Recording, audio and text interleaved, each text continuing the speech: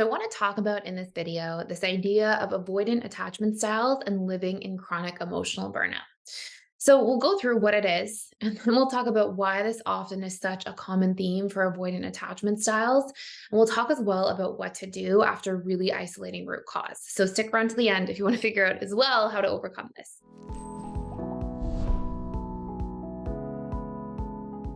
So, first and foremost, what is chronic emotional burnout? Well, chronic emotional burnout is essentially a state of feeling emotionally worn down or drained because of an accumulation of stress from your personal life.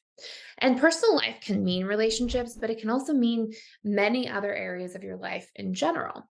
Now, what I find all the time in people with chronic emotional burnout is they tend to have this feeling of being powerless in terms of how to deal with their own emotions or the emotional area of their lives. And the reason this is very particular to avoidant attachment styles is that emotional repression and burnout tend to go hand in hand. And if you look at fearful avoidance, but especially dismissive avoidance, you'll see that they tend to really repress their own emotions. And I want you to think for a second of an analogy. Like, let's imagine that somebody goes to the gym every day and they get strong and they get fit and they get really good at exercising and they feel empowered. Well, they're essentially growing their bandwidth to be able to deal with resistance. Let's say they're lifting weights and training. You're seeing them get stronger. They become more resilient at how to deal with heavy things.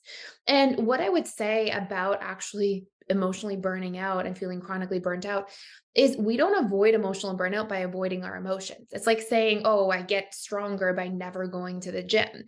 We become stronger and more emotionally resilient, and we actually develop our bandwidth through learning to have a relationship to our own emotions. So we don't get stronger at our emotional bandwidth and emotional capacity by avoiding ourselves, by avoiding what it is that we feel like is wearing us out to begin with. We have to become strong instead. And so if you look at different attachment styles who are more comfortable with their emotions, and fearful avoidance can kind of go either way here. But when individuals are more comfortable, even if you look at a secure attachment style, right? You'll see that securely attached people, they're comfortable communicating their emotions, dealing with their emotions, self-regulating their emotions, expressing their emotions, attuning to themselves. And so they can handle more because it's like they've been training with their emotions. Whereas the more we repress or numb or avoid, we lose our ability to be emotionally resilient, and what happens as a byproduct of that is our emotional bandwidth is shrunken. It's like an atrophied form of emotional bandwidth. So what we have to learn from this is that the way to feel strong emotionally and to feel safe emotionally is to learn to explore a few crucial areas of our lives. Number one, for dismissive avoidance in particular, I'll do both avoidant attachment styles here.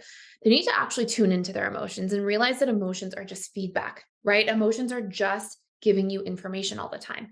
And sometimes if you're angry, they're giving you information that a boundary was violated. If you feel lonely, it's giving you information that, hey, I need to go take care of the connection area of my life and be more vulnerable or initiate time with people that I care about or build deeper friendships. If I feel sad, maybe I have some other sort of unmet need, or maybe I'm being really harsh to myself in my internal dialogue and how I think about things. So, emotions are always giving perfect feedback about your internal world, much more than about the external world. But if you can start recognizing, hey, my emotions are just telling me about an unmet need, or it could be the effect of the way I'm communicating to myself and the way I'm thinking about things, then we can unpack that and we can deal with that, right? We can go meet the need that's unmet and we can solve the problem that's causing the negative emotion to begin with. Or we can change how we're thinking about something and really fact check ourselves. Maybe I'm telling this whole story that, I'm never going to be good enough to get the job that I want. And, maybe I have to actually be able to question and challenge that idea that I'm sort of ruminating about mentally. And in doing so, I can feel relief. So emotions are giving us feedback, and we have to take that feedback, go inwards, question the stories we're telling ourselves, identify the needs that are unmet that's causing us not to feel good to begin with. And then we actually feel relief. And as a result of that, we essentially, it's like doing a training exercise. We broke through something, right? We took the emotions, we learned how to navigate our own emotional experience, and we grew from that. We benefited from that. And when I instead just do this thing, which you see a lot with dismissive avoidance, where I don't feel good and then I try to numb out and avoid myself and park things, Things in our subconscious mind, they get stored. So we may feel like, "Oh, I'm fine. I can just disconnect and compartmentalize."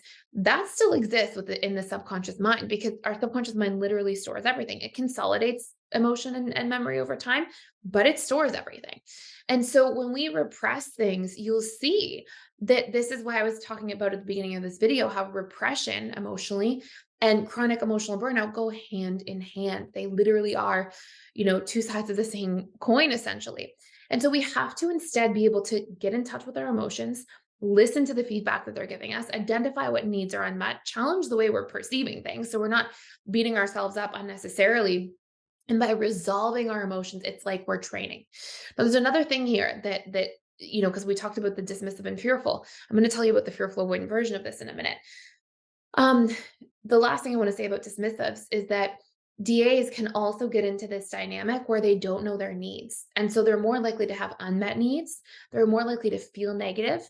And then when they feel negative, they're more likely to cope by withdrawing and going into that emotionally repressed state. Again, these things will just build up and fester beneath the surface and, cause somebody to have this shrunken emotional bandwidth. Now, fearful avoidance, they tend to have a shrunken emotional bandwidth at times, but they tend to operate in polarities, just like many aspects of their lives. They can be super emotionally available until they basically use up all of their emotional bandwidth and then go into this space of emotional burnout. And a lot of times you'll see fearful avoidance having these kind of on and off patterns with chronic emotional burnout throughout their lives where they'll be totally fine and energized. And then maybe for 4 or 5 months, they go into this place of burnout. And then they come back online and they're energized and then back into burnout. And what this is usually telling you as a fearful avoidant is that you are over giving and under receiving emotionally. And this will cause you to be at a deficit for a long period of time. And because you've got poor emotional boundaries, you can burn yourself out by just eroding all of your emotional bandwidth on others without learning to fulfill or refill essentially or replenish your own cup. And that tends to be that root reason. Now, of course, you're going to see, just like with the DA, you will feel bad when you're burnt out. And when you're like, okay, am I telling myself stories here? Am I being hard on myself? You can check in there. But then when you're like, okay, what do I need? You'll probably find that your need is to have better emotional boundaries and that's really going to help to solve the problem.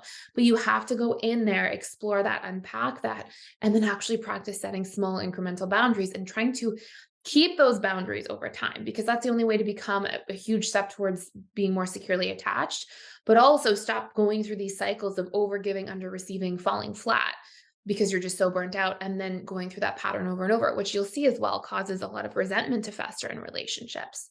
So that's pretty much all I wanted to talk about. If you want to do a much deeper dive into emotional burnout and chronic emotional burnout, I have a whole course all about this specifically. You can check it out for free for 7 days using the link down below. And you'll see in that that we cover reconditioning burnout, reconditioning your relationship to boundaries, working through different core wounds, identifying your needs. It just goes like a little more in depth than I obviously can in a 10 or so minute video. But that's there for you to check out for free. And you can also check out all the PDS courses and everything on our platform for free using that link down below if you just want to go in and explore. And if you cancel before day 7, you'll never get charged anything. So you can just go in there, poke your head around, see what's going on. But it's a really important concept that really affects so much of our lives. When we're burnt out, there can be a massive ripple out effect on our career, our finances, our friendships, our family relationships, like you name it. So really important topic to get to the bottom of and resolve.